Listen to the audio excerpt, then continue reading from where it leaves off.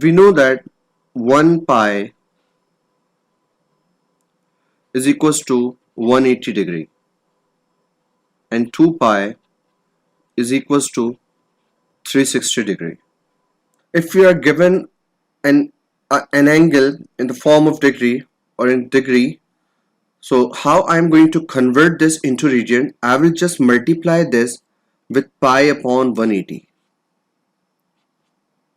and upon simplification I'll get pi upon 3, because 60 divided by 180 will be 1 upon 3, that is pi upon 3. Even if we try to convert this 45 degree into radian angle, so that will be, you just have to multiply with this factor like pi upon 180. That's it. You just need to memorize this.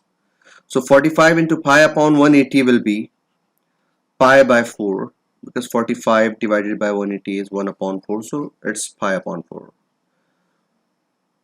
So you have to just multiply with the pi upon 180 to convert any angle from degree to radian.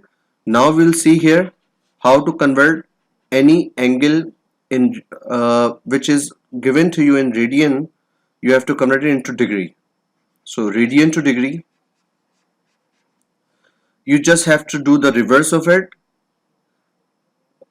For converting an angle from degree to radian, you multiply with pi upon 180, but when you'll be converting it from radian to degree, you have to multiply it by 180 upon pi. That's it.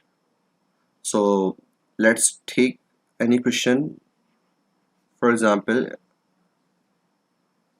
if you've been given pi by 6 and you have to convert this angle into degree form, so what you'll do, we'll just multiply here with 180 upon pi. That's your factor. You just have to multiply with the 180 upon pi, so pi with the pi gone, 6, it will be 30 degree.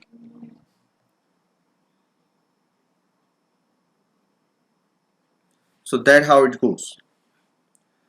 Now let's move on to some past paper question to further solidify our concept related to circular measure.